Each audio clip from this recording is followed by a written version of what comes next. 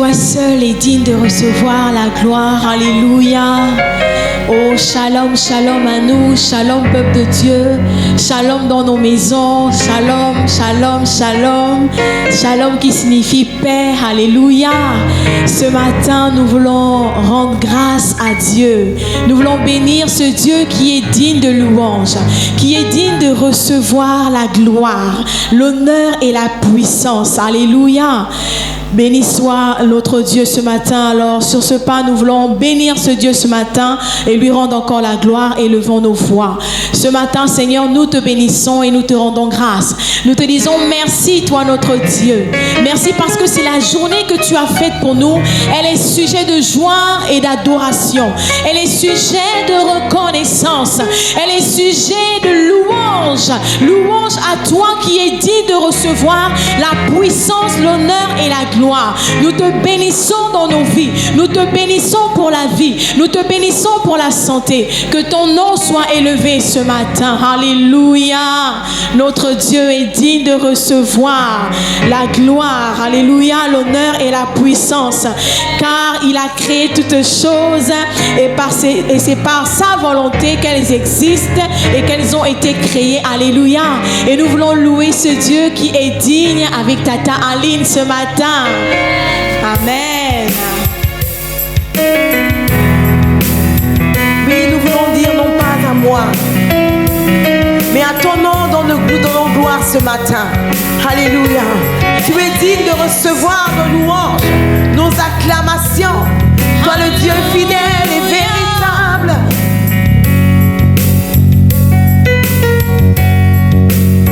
Non pas à moi, mais à ton nom donne toute la gloire.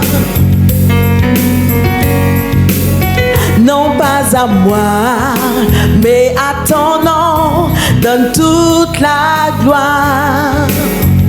Jésus, tu es digne de recevoir toute la gloire. Tu es digne de recevoir toute la gloire. Non pas à moi, mais à ton nom. Non pas à moi, mais à ton nom, donne toute la gloire. Non pas à moi, Seigneur.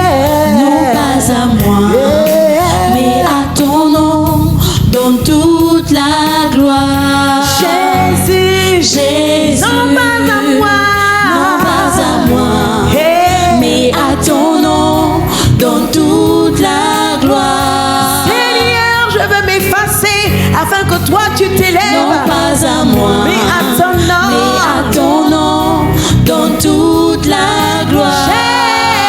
Jésus, Jésus, non pas à moi,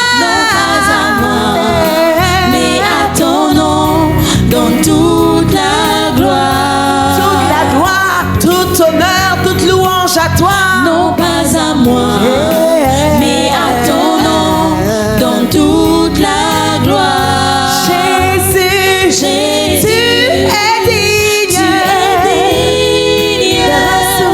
de recevoir toute la gloire. tu es digne, tu es digne, tu es digne, Tu es digne de recevoir toute la gloire. à ton nom dans nos gloires, nous disons tu es digne, Tu es digne de recevoir toute la gloire. Est-ce qu'un racheté peut acclamer le Seigneur ce matin? Oui, nous voulons dire Seigneur, toi seul es digne de recevoir la gloire, la puissance, la louange. Alléluia. Hey.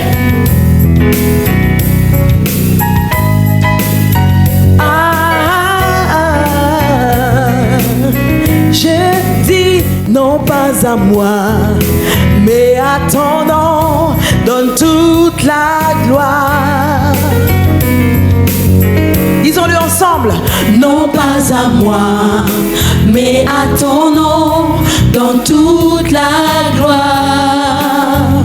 Seigneur, je dis non pas à moi, Non pas à moi, mais à toi seul. mais à ton nom,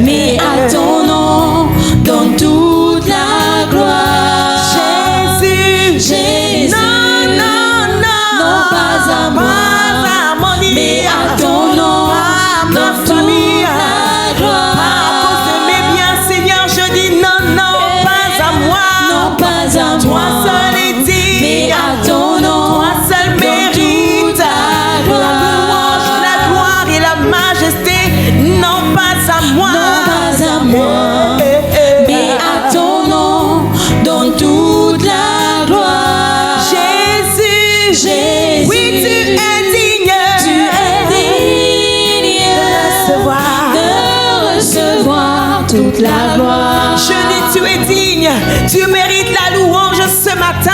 Tu es digne Dieu de ma famille, de recevoir toute la gloire. tu es digne, tu es digne, tu es digne. Tu es digne Dieu de ma nation, de recevoir toute la gloire. le Dieu qui pardonne mes iniquités et qui guérit mes maladies. Tu es digne Je dis tu es digne. de recevoir toute la gloire. Celui qui me garde loin de la fosse, mon Dieu est digne. Tu es digne Alléluia. de recevoir toute la gloire. Tu guéris mes maladies, Seigneur. Tu es digne. Tu es digne de recevoir la gloire, de recevoir la de louange, recevoir l'adoration. toute la gloire. Tu es digne de recevoir toute la gloire. Seigneur, tu es digne de recevoir toute la gloire. Et toi, seul est digne de recevoir. Tu es digne de recevoir toute la gloire. Est-ce que par tes propres mots ce matin, Alléluia. tu peux dire tu es digne de recevoir la Toi gloire. seul est digne de Tu recevoir es la digne de gloire, recevoir la louange. la louange, la Tu mérites, puissance, les Seigneur, oh Dieu, notre honneurs. adoration. Alléluia. Tu mérites la louange. Agneau de Dieu. Alléluia. Tu es digne, agneau de Nul Dieu. n'est comme toi, agneau de Dieu. Rebo Shandaraba. Il est rebros cantare abacher rebota. Alléluia. Alléluia. Tu es digne, tu es digne, tu es digne, Alléluia. tu es digne, tu es digne, tu es digne, tu es digne, tu es digne, tu es digne, agneau de Dieu, tu es digne. Tu es digne, tu es digne, nous le proclamons. Tu es digne, Tu es digne, tu es digne, agneau de Dieu. tu es digne, Tu es digne, agneau de Dieu.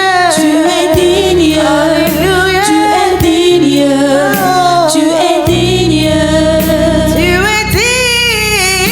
tu es digne, tu es digne, tu es digne, tu es digne de recevoir. tu es digne, tu es digne, tu es digne, Digne, digne, digne, tu es digne, tu es digne, tu es digne, nous disons que tu es digne. tu es digne, Agneau de Dieu, tu es digne, mon Rédempteur, tu es digne, Dieu de mon salut, oui, tu es digne.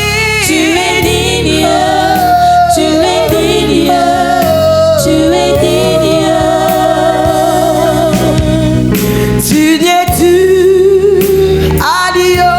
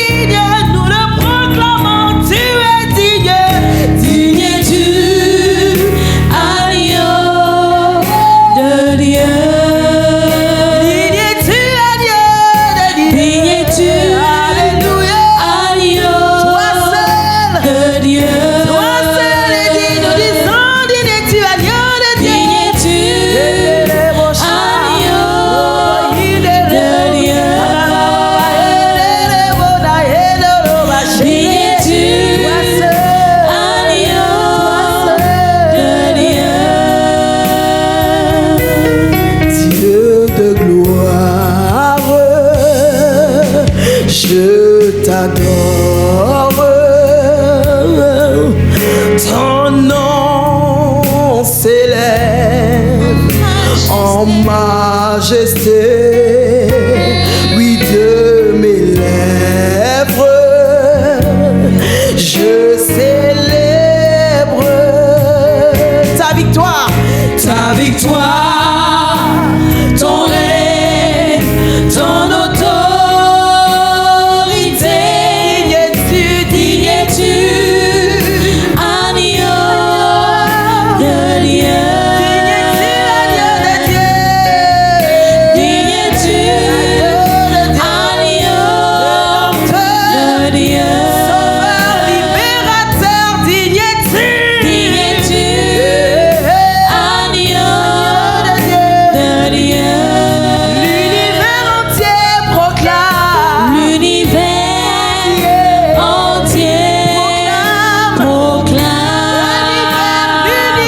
entier proclame. L'univers entier proclame. L'univers entier proclame. L'univers entier proclame. L'univers entier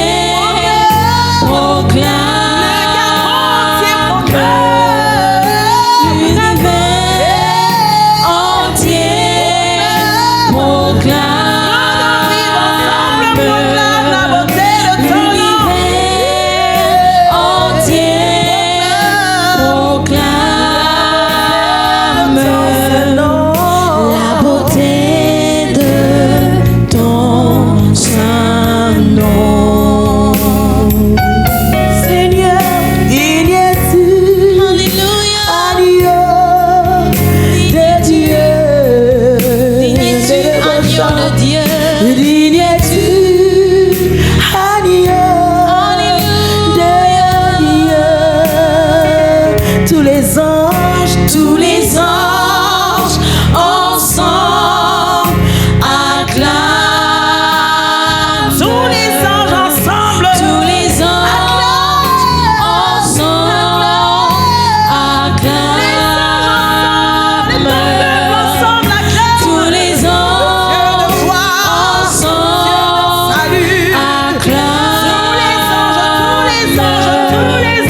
Tous les anges ensemble acclament. Tous les anges ensemble acclament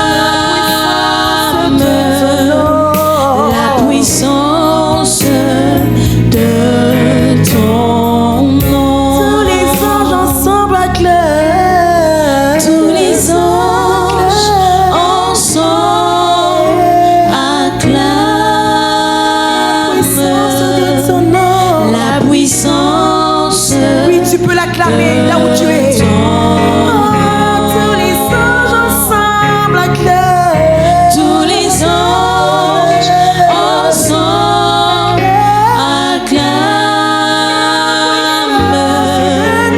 la puissance de ton nom. Tous les anges ensemble. Tous les anges ensemble acclament la puissance de ton nom. Tu peux l'acclamer. Alléluia. Tu Toi peux seul est digne. Toi seul est digne. Alléluia. Toi seul est digne d'être acclamé, notre Dieu. Toi seul est digne de recevoir la gloire, la puissance, les honneurs, la magnificence, notre Dieu. Qui est comme toi? Qui est comme toi, Seigneur? Toute la gloire est à toi, notre Père et notre Dieu. Toute la gloire est à toi, Seigneur. Que ton nom soit béni dans nos vies. Que ton nom soit béni dans nos maisons. Digne es-tu, agneau de Dieu. Ah, digne es-tu, agneau de Dieu. Toi qui es digne de recevoir nos louanges. Seigneur, que tu agrées Seigneur, ces moments, Seigneur, dans ta présence. Oh, béni soit ton nom ce matin. La gloire est à toi, notre Dieu. C'est un honneur, un privilège de t'adorer. Et nous voulons encore passer des moments particuliers dans ta parole, Seigneur, afin que tu parles à nos cœurs, Seigneur, et que ta parole nous transforme, que ta parole guérisse quelqu'un ce matin, que ta parole trouve un cœur disposé à la recevoir. Oui, dans cette attitude de révérence, nous recevons la parole ce matin à la gloire de Dieu. Alléluia. Nous voulons l'acclamer ce matin. Alléluia. Alléluia. Béni sois-tu, Seigneur. Amen. Alléluia, gloire à notre Dieu pour ces moments de louange, ces moments d'expression de notre joie, de notre gratitude, de notre reconnaissance à Dieu. Je suis béni par cette présence et je crois que vous aussi, vous êtes bénis par cette présence qui se dégage au travers de la louange et de l'adoration. Que le Seigneur bénisse abondamment ces instruments qui nous ont conduits dans ces moments glorieux. Alléluia.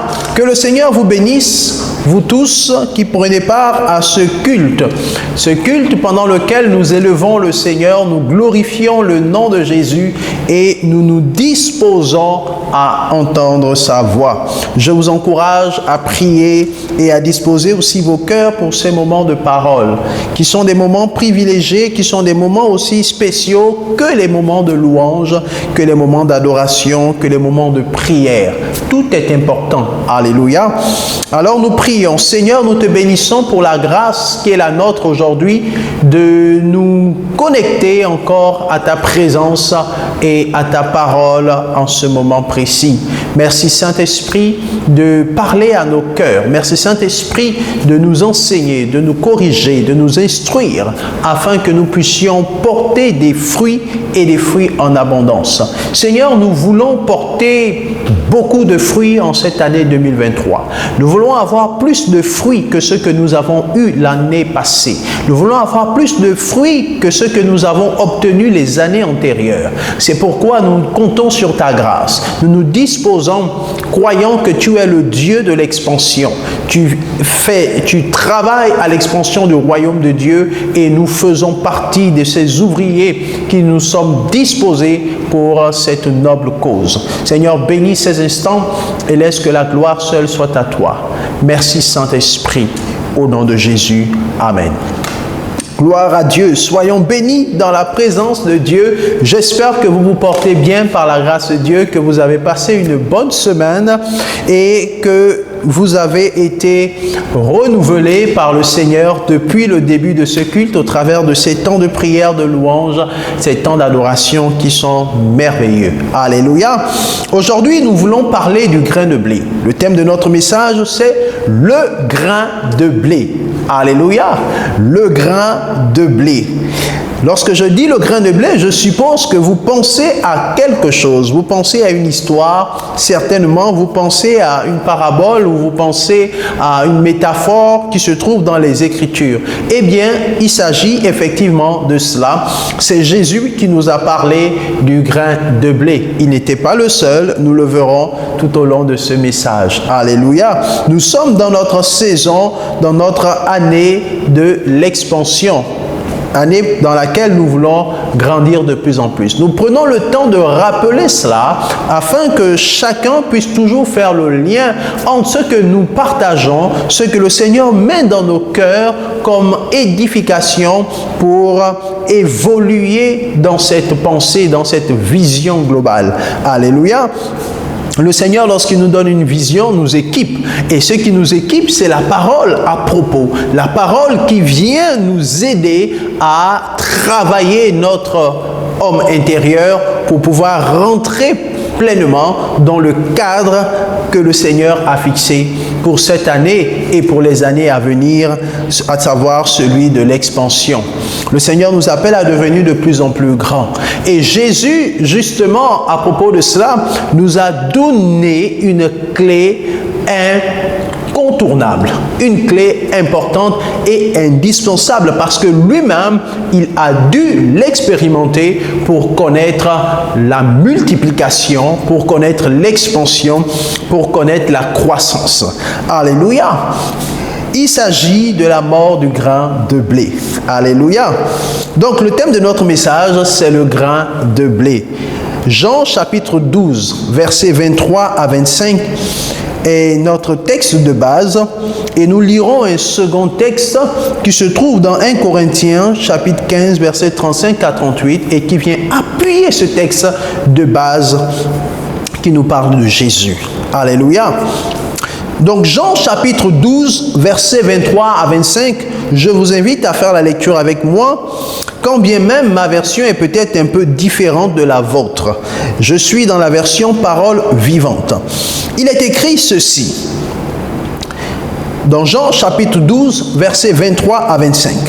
Celui-ci leur répondit, c'est-à-dire Jésus, celui-ci leur répondit, l'heure est maintenant venue où le Fils de l'homme va entrer dans sa gloire. Vraiment, je vous l'assure, si le grain de blé que l'on a jeté en terre ne passe pas par la mort, il reste ce qu'il est. Un grain unique. Si par contre il meurt, il donne naissance à d'autres grains et il porte du fruit en abondance. Celui qui est attaché à sa vie propre la perdra, mais celui qui fait peu de cas de sa vie en ce monde la retrouvera pour la vie éternelle. Alléluia. Donc Jésus parle du grain de blé qui est tombé en terre. Il dit que si le grain de blé qui est tombé en terre ne meurt, il ne peut produire beaucoup de fruits. Il reste tel qu'il est, un simple grain de blé, un grain unique. Mais par contre, s'il meurt, il donne naissance à d'autres grains et il porte des fruits en abondance. Alléluia. Et nous verrons donc tout au long de ce message comment se fait le processus de la mort du grain de blé. Alléluia. Pour essayer de comprendre un peu plus en profondeur cette parabole, cette métaphore de Jésus. Parce que Jésus, en réalité, est en train de parler de lui-même. Il se compare au grain de blé. Alléluia. Dans ce texte, Jésus est sur le point d'annoncer sa mort aux disciples. Il est sur le point de leur révéler à nouveau ce qui va arriver. Il est sur le point de leur partager les secrets qui se trouvent en lui et que lui seul sait. Il est le seul à savoir ce par quoi il va passer, ce par quoi il va souffrir. Alléluia. Et il est sur le point donc de révéler cela aux disciples. Il est sur le point de le leur annoncer. Et avant de leur donner des informations en détail, des informations plus précises, il commence donc par cette métaphore du grain de blé qui ne fait allusion qu'à lui-même en réalité. Et il dit donc que l'heure est venue où le Fils de l'homme va entrer dans sa gloire. Alléluia. Mais paradoxalement, il leur parle de la mort. Il parle, au verset 23, de la gloire dans laquelle il doit rentrer. Et paradoxalement, il annonce aussi sa mort. Au travers du grain de blé, il leur fait comprendre en réalité que le Fils de l'homme va passer par la mort pour qu'il puisse avoir beaucoup de fruits. C'est assez paradoxal. La gloire en premier et ensuite il parle de la mort. La gloire et la mort sont deux choses opposées. Nous sommes dans une forme d'opposition. La gloire et la mort sont opposées. Mais pourtant, les deux vont ensemble. Il ne peut pas y avoir de gloire sans qu'il n'y ait auparavant eu la mort. Et c'est ce qui est important et qui attire le plus notre attention. Jésus s'inspire de la nature.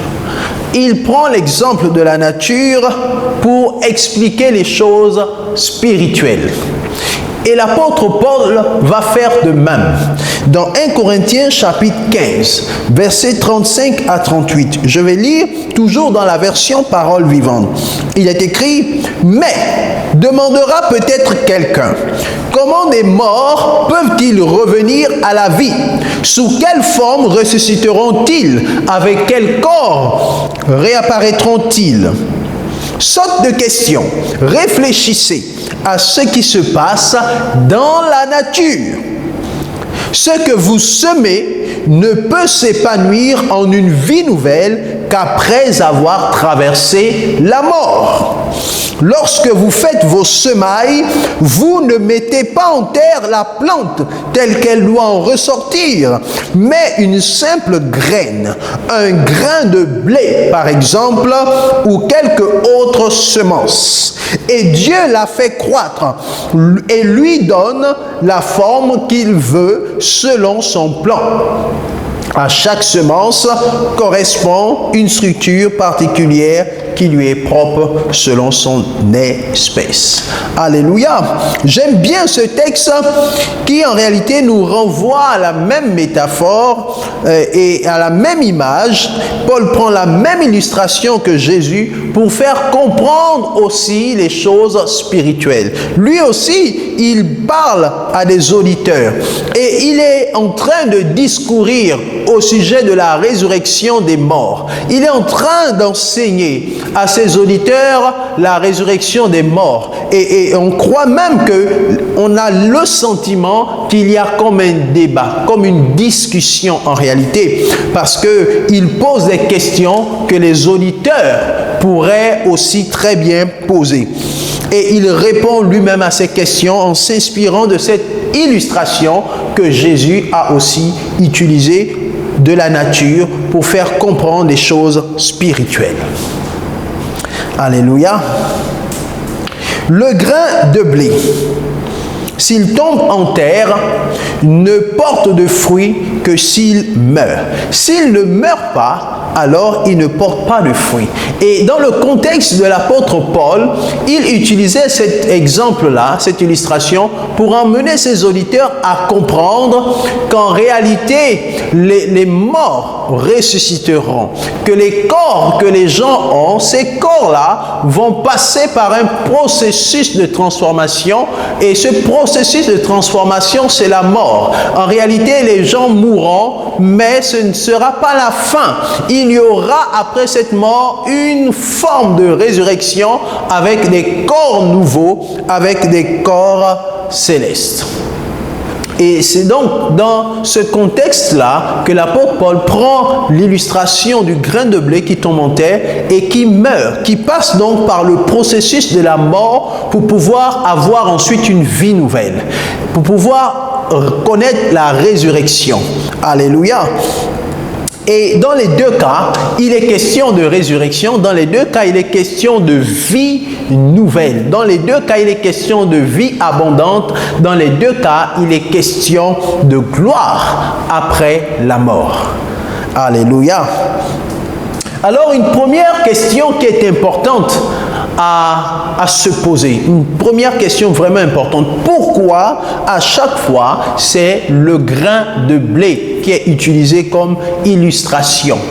On pouvait prendre d'autres exemples. Jésus aurait pu prendre n'importe quel autre céréale, n'importe quel autre exemple. Mais il a choisi spécifiquement le grain de blé.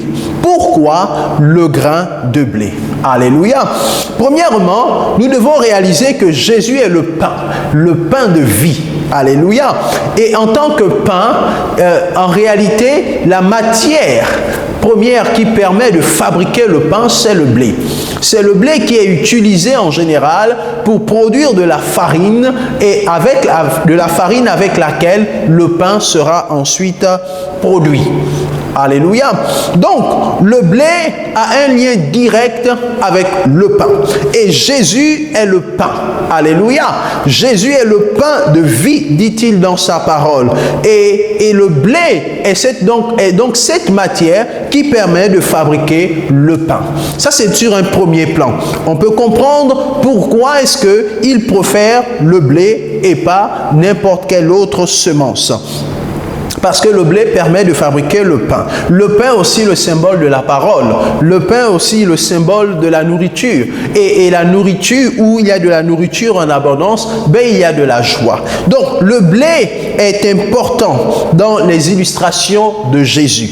Ça, c'est la première chose. Deuxièmement, on peut aussi comprendre davantage pourquoi Jésus utilise le grain de blé, en étudiant la structure du grain de blé, en essayant de comprendre de quoi est composé le grain de blé et comment est-ce que se fait son processus de transformation. Comment le grain de blé, lorsqu'il est mis en terre, meurt et ensuite produit une vie nouvelle. Alléluia. Alors, lorsqu'on étudie de plus près ce que nous rapportent les botanistes, c'est-à-dire ceux qui travaillent avec la terre, on comprend que le grain de blé, comme plusieurs autres grains de céréales, a une structure qui est assez particulière et qui pourrait même dans un certain contexte se comparer, ou alors on pourrait mettre ça en parallélisme avec la composition de l'homme. De la même manière que l'homme est composé de 3 parties, corps, âme et esprit, de la même manière le grain de blé aussi est composé de 3 parties. Il a une première partie, une première enveloppe. Alléluia.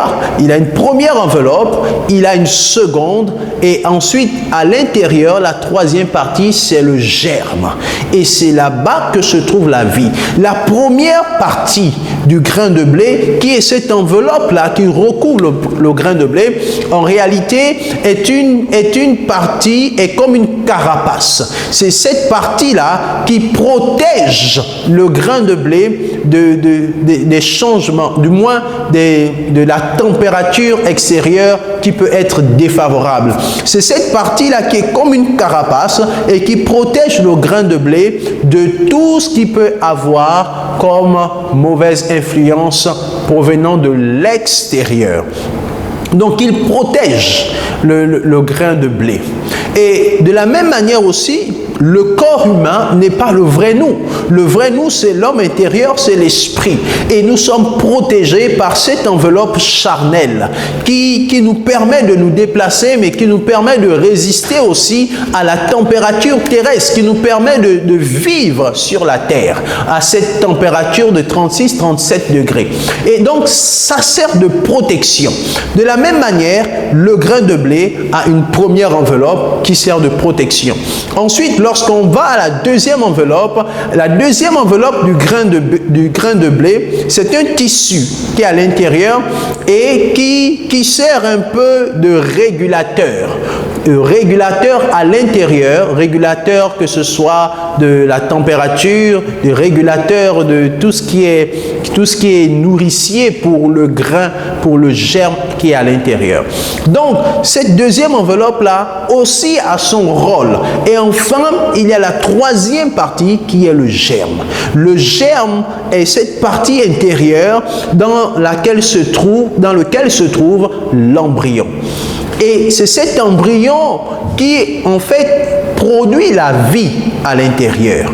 Donc, lorsque le grain de blé est mis en terre, ce qui se passe en réalité quand on dit que le grain de blé est mis en terre et qu'il meurt avant de pouvoir redonner vie. La vérité, c'est que c'est l'enveloppe extérieure qui meurt. De la même manière que l'apôtre Paul faisait allusion à la mort, donc à la mort physique. Le corps meurt, mais l'esprit va ressusciter. Donc, de la même manière, lorsqu'on étudie le grain de blé, c'est cette enveloppe extérieure qui en réalité meurt, si on peut le dire ainsi. Parce que lorsque c'est mis en terre, alors l'enveloppe commence à se dégrader. L'enveloppe, la première partie du grain de blé commence à se dégrader. Ça s'auto-détruit. Et ça s'auto-détruit, pourquoi? Pour permettre ensuite à l'eau de pénétrer. Parce que cette enveloppe est une forme de carapace qui protège, qui empêche qu'il y ait une intrusion de quoi que ce soit qui viendrait de l'extérieur. Alors lorsque c'est mis en terre, cette carapace, cette enveloppe-là s'auto-détruit et laisse des ouvertures qui permettent ensuite à l'eau de pénétrer et d'aller toucher le germe, l'embryon. Et une fois l'eau touche l'embryon, eh bien, ce qui va se passer, c'est que l'embryon à l'intérieur va commencer à produire de la vie. Et cette coquille-là va davantage s'effriter. Elle va complètement disparaître et les racines vont commencer à naître à l'intérieur de l'embryon. Donc, en réalité, ce passage par la mort ne touche pas le germe, mais ça touche l'enveloppe. Ça touche les parties qui enveloppent le germe. Mais le germe lui-même, ensuite, est celui qui, à l'intérieur, commence à reproduire la vie. Alléluia. C'est extraordinaire. Vraiment, c'est extraordinaire. Et ça nous fait penser justement à la mort et à la résurrection de Jésus. En fait, Jésus est mort et il est allé à la croix et c'est pourquoi il prend cette illustration pour expliquer sa mort. Il dit qu'il faut absolument qu'il aille en terre, il faut absolument qu'il meure, qu'il soit enterré pour qu'il puisse ressusciter, produire de la vie et qu'il y ait ensuite beaucoup de fruits. Et c'est la même chose, c'est le même processus qui se passe avec le grain de blé. Lorsqu'il est mis en terre, tout ce qui a comme enveloppe meurt et ensuite il y a une vie nouvelle qui se recrée. De la même manière, Jésus est mort et Jésus est ressuscité pour qu'il y ait beaucoup de fruits. Quels sont ces fruits? Eh bien, c'est les autres croyants qui acceptent Jésus et qui viennent au Seigneur. Donc, le Père, soi-disant, on va dire ça comme ça, il perd un fils au travers de la mort et par cette mort et la résurrection qui va en suivre, il gagne de nombreux autres fils. De la même façon que lorsque le grain de blé meurt, il est seul. Mais par ce processus-là, ce processus de mort et de nouvelle vie, il va finir par donner beaucoup d'autres fruits et beaucoup d'autres grains par la suite. Alléluia. Le Seigneur est bon. Et le Seigneur nous fait comprendre au travers de cette parole que de la même manière que Jésus est mort, nous aussi nous sommes appelés à mourir. L'apôtre Paul, qui utilise cette illustration pour parler de la résurrection des morts, nous emmène à comprendre qu'en réalité, nous n'allons pas mourir, mais nous allons passer par un processus de mort et de vie en même temps. En fait, pour que nous ayons une vie nouvelle en nous, il faudrait d'abord que nous mourons, afin de pouvoir développer cette vie nouvelle en chacun de nous. La mort de Jésus était un passage obligatoire. Il fallait absolument que Jésus meure sur la croix, portant les péchés de l'humanité pour que les hommes soient à leur tour sauvés. Il fallait qu'il meure et qu'il ressuscite pour qu'il y ait une vie nouvelle qui soit communiquée à l'homme, pour qu'il y ait une vie nouvelle qui soit transmise à l'homme. Et Jésus ne s'arrête pas à annoncer sa mort au travers de l'illustration du grain de blé. Jésus va plus loin et il dit aux disciples au verset 25, « Celui qui est attaché à sa vie propre la perdra, mais celui qui fait peu de cas de sa vie dans ce monde la retrouvera, ou du moins retrouvera la vie éternelle. » Donc, il est en train de parler de deux choses. D'abord, il annonce sa mort et sa résurrection au travers de l'illustration du grain de blé, Mais ensuite, il annonce à ses disciples qu'eux-mêmes, ils auront à connaître le même processus de mort et de vie. Par conséquent, il ne faut pas aimer sa vie sur la terre plus que ce que le ciel peut offrir. Parce que celui qui voudra préserver sa vie la perdra. Or, celui qui veut gagner sa vie, celui qui veut retrouver sa vie, doit accepter de mourir. Donc, ce processus que Jésus a connu, nous, croyants, sommes aussi invités à le connaître. Vous qui n'avez pas encore reçu Jésus, sachez qu'il vous appelle aussi à expérimenter ce même processus. Comprenons, lorsque nous parlons du grain de blé, que la mort du grain de blé est un passage obligatoire. La mort du grain de blé est un passage nécessaire. Jésus est le grain de blé. Toi et moi sommes en Jésus. Par conséquent, nous aussi, nous sommes comparables à ce grain de blé. L'apôtre Paul dira dans Galates chapitre 2, verset 20, « J'ai été crucifié avec Christ, et si je vis, ce n'est plus moi qui vis, c'est Christ qui vit en moi. Si je vis maintenant dans la chair, je vis dans la foi au Fils de Dieu, qui m'a aimé et qui s'est livré lui-même pour moi. » J'ai été crucifié avec Christ. Lorsque j'ai reçu Jésus dans ma vie, j'ai accepté d'être crucifié avec Christ. Par conséquent, je suis mort avec Christ et je suis ressuscité avec Christ. Donc, ce processus du grain de blé s'applique aussi à moi en tant qu'enfant de Dieu, en tant que croyant. Alléluia. Mais la bonne nouvelle, là où je voudrais en venir, c'est que ce processus de mort et de vie nouvelle ne s'arrête pas à la nouvelle naissance. Non, il ne s'arrête pas à la nouvelle naissance. Il va beaucoup plus loin. Alléluia, il va beaucoup plus loin. C'est un processus dans lequel Dieu nous fait passer continuellement pour nous faire grandir, pour nous emmener à un autre niveau, pour nous emmener à une autre étape. Vous ne pouvez pas aller à une étape supérieure si vous n'acceptez pas de mourir. Mourir en soi, mourir dans son ego, mourir dans sa personnalité, mourir dans ses passions, mourir dans ses désirs, mourir dans ce qui constitue un obstacle. L'enveloppe qui recouvre le grain de blé doit mourir pour ne plus représenter un obstacle, pour que la germination puisse se faire à l'intérieur. Alléluia. C'est ainsi que le Seigneur nous appelle à être transformés de gloire en gloire en la même image que Christ. Donc ce processus de mort et de résurrection est nécessaire pour tout croyant qui veut grandir, qui veut aspirer à quelque chose de meilleur, qui veut se multiplier. Alléluia. Nous parlons de devenir de plus en plus grand. Je veux dire à quelqu'un que pour devenir de plus en plus grand, il faut accepter aussi de passer continuellement par la mort. Alléluia. Il faut accepter de passer par la mort. La mort peut être représentée par la souffrance. Ça peut être représenté par le désert. Ça peut être représenté par un chemin quelque peu difficile, mais qui a pour objectif de nous émonder, de nous transformer. Alléluia.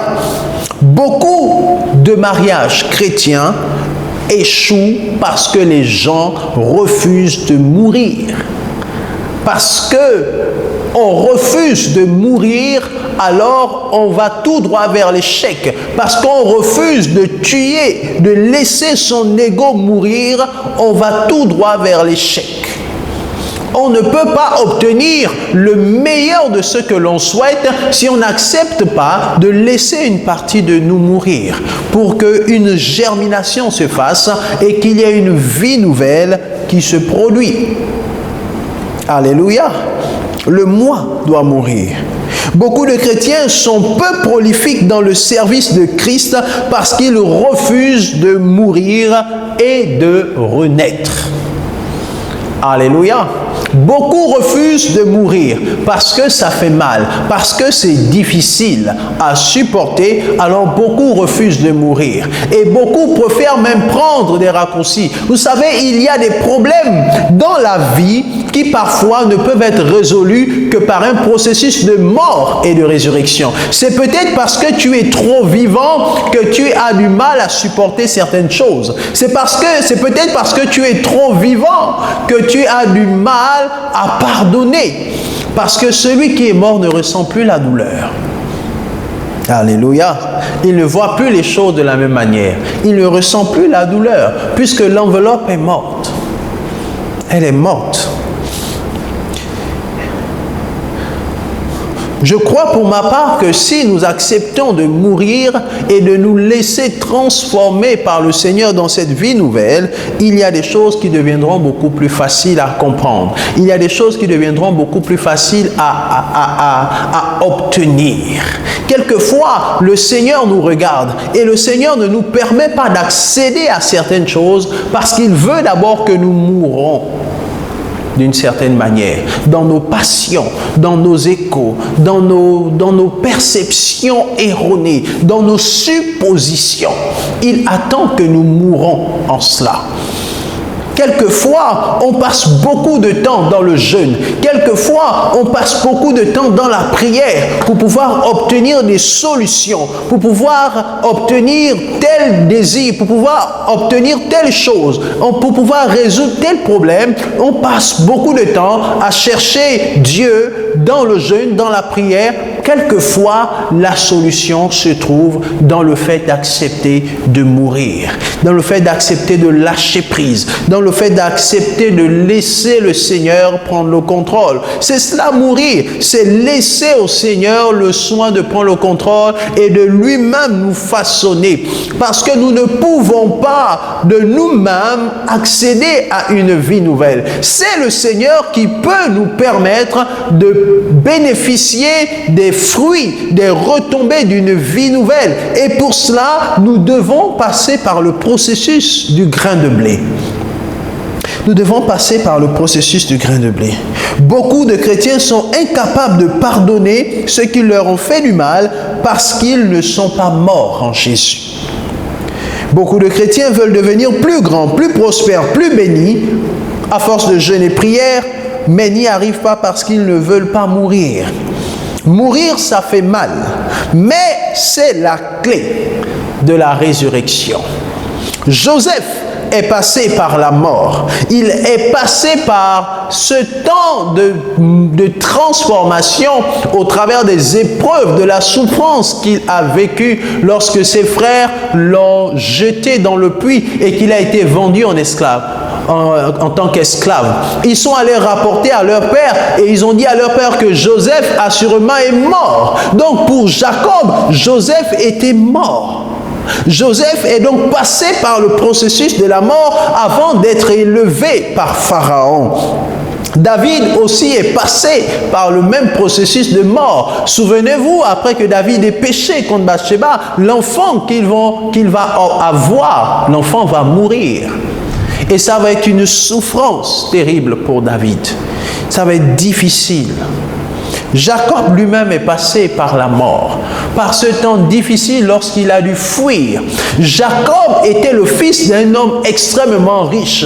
Lorsqu'on lit les Genèses et qu'on voit l'histoire d'Abraham et Ésaü, on comprend qu'Abraham était riche. Et en ce qui concerne son fils Isaac, autant pour moi et pas Ésaü, Isaac, la Bible dit que Isaac était fort riche et il allait s'enrichissant. Donc Isaac était un homme béni, était un homme fort riche, était un homme extrêmement riche, un homme dont la richesse n'a pas cessé de croître. Il est donc évident que ses enfants soient nés dans de bonnes conditions, que ses enfants avaient aussi des serviteurs et des servantes, que ses enfants étaient nés dans la richesse. Jacob avait un père riche. Mais Jacob, quand il a fui et qu'il est parti et qu'il s'est éloigné de la famille et qu'il est reparti à Charan où se trouvaient Rachel, Léa et son oncle Laban, il a dû travailler pendant plus de 14 ans pour Laban. Et c'était difficile. Il n'avait pas de salaire. Son salaire, c'était la femme qu'il allait épouser par la suite. Mais il a accepté, à cause des conditions dans lesquelles il était, de lâcher prise, d'oublier certaines choses et de se donner au service pour pouvoir obtenir quelque chose de plus grand et quelque chose de meilleur. Alléluia. La mort peut être l'école de la souffrance. Elle fait mal, mais elle nous rend meilleurs et elle nous rend plus prolifiques. Alléluia. Le grain de blé meurt pour pouvoir donner une vie nouvelle. Bien-aimés, si nous voulons réussir, si nous voulons devenir plus prospères, plus grands, si nous voulons nous multiplier, nous sommes obligés d'accepter le processus du grain de blé. Le même processus que Jésus a connu. Il est mort. Il n'a pas regardé à ce qu'il devait perdre. Il a regardé au fait qu'il fallait qu'il passe par là pour pouvoir gagner plus de personnes, pour pouvoir sauver l'homme, pour pouvoir avoir des fruits. Il n'est pas possible d'avoir des fruits sans avoir connu le processus de la germination. Alléluia. Je prie au nom de Jésus-Christ que tu puisses rentrer en toi-même et voir dans quel domaine est-ce que je dois mourir. Les autres passent le temps à me faire des reproches sur la même chose. Est-ce que le Seigneur n'est pas en train de m'inviter à mourir dans ce trait de caractère? Quelquefois, cela représente un obstacle à une élévation, à une bénédiction. Vous savez, même la promotion au travail obéit quelquefois à certaines règles. Quelquefois, il faut accepter de mourir. Ce n'est pas dans toute chose ou dans toute situation qu'il faut révéler son moi, qu'il faut révéler sa personnalité. Quelquefois, il faut laisser faire et laisser le Seigneur prendre le contrôle. En cela, vous mourrez. Et Dieu, qui est un Dieu juste, vous multipliera les fruits. Et c'est ainsi que certains ont bénéficié des promotions, rien que par leur attitude, rien que par leur caractère, leur capacité à accepter de payer le prix. Nous ne pouvons pas tout obtenir en claquant les doigts ou tout obtenir que par le jeûne et par la prière. Quelquefois, le Seigneur attend que nous passions par le processus qui, naturellement, va nous amener à produire des fruits et nous-mêmes, nous allons bénéficier de ces fruits. Si nous sommes au service, je vous encourage vivement à améliorer la qualité de votre service en oubliant votre personne, en essayant de mourir en vous-même pour que le Seigneur soit glorifié au travers de votre service. Dans ce processus, il est évident que le Seigneur est celui qui vous permettra d'avoir des fruits en abondance. Et le moment viendra où vous jouirez de ces fruits-là. L'apôtre Paul est assez précis dans son texte, ce texte que nous avons lu dès l'entame. Il dit que lorsque vous faites vos semailles, vous ne mettez pas en terre la plante telle qu'elle doit en ressortir, mais une simple graine, un grain de blé. Et Dieu l'a fait croître. C'est donc Dieu qui fait croître et lui donne la forme qu'il veut, selon son plan. À chaque semence correspond une structure particulière qui lui est propre, selon son espèce. Et c'est Dieu qui se charge du reste du processus. C'est Dieu qui se charge de redonner la vie nouvelle. C'est Dieu qui se charge de redonner la forme qu'il faut, selon l'espèce de ce que vous avez semé en terre, selon l'espèce de ce que vous avez laissé mourir. Si c'est un trait de caractère que vous avez laissé mourir, le Seigneur vous permettra d'avoir une vie nouvelle en rapport avec ce trait de caractère. Et c'est ainsi que la vie sera bonifiée. Alléluia. Que le Seigneur nous aide à être comme le grain de blé. Jésus l'a été et Jésus nous a invités, nous aussi, à entrer dans ce processus. Et je prie que cette année 2023, tu ne sois pas la même personne que celle qui a été en 2022 ou antérieurement. Que tu sois transformé par le processus du grain de blé, par la mort et la résurrection. Alléluia. Galates 2:20, nous revenons dessus. J'ai été crucifié avec Christ et si je vis, ce n'est plus moi qui vis, c'est Christ qui vit en moi. Si je vis maintenant dans la chair, je vis dans la foi au Fils de Dieu qui m'a aimé et qui s'est livré lui-même pour moi. La mort de Christ. Dans la version parole vivante, il est dit, la mort du Christ en croix a été aussi la mienne. Je reste crucifié avec lui. Et si je continue à vivre, ce n'est plus mon ancien moi qui continue à vivre. C'est le Christ vivant qui agit et produit sa vie en moi. Le reste de mon existence sur terre est une vie vécue dans la foi au Fils de Dieu qui m'a aimé jusqu'à mourir pour moi à ma place. Que le Seigneur bénisse sa parole. Je vous invite à prier et à dire merci Seigneur Jésus pour cette parole sur le grain de blé.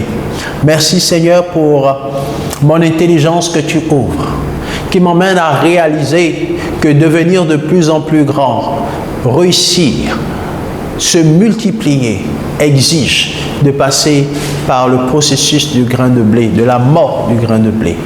Seigneur, merci de m'interpeller. Je prie que je puisse produire beaucoup de fruits en cette année 2023. Seigneur, émonde-moi. Et là où je dois mourir, là où je dois passer par la mort, Seigneur, je prie que tu m'aides à passer par là et en ressortir victorieux avec beaucoup de fruits. Je te dis merci pour ta faveur et ta grâce. Je réalise que cette mort n'est pas la fin. Cette mort n'est pas pour me détruire.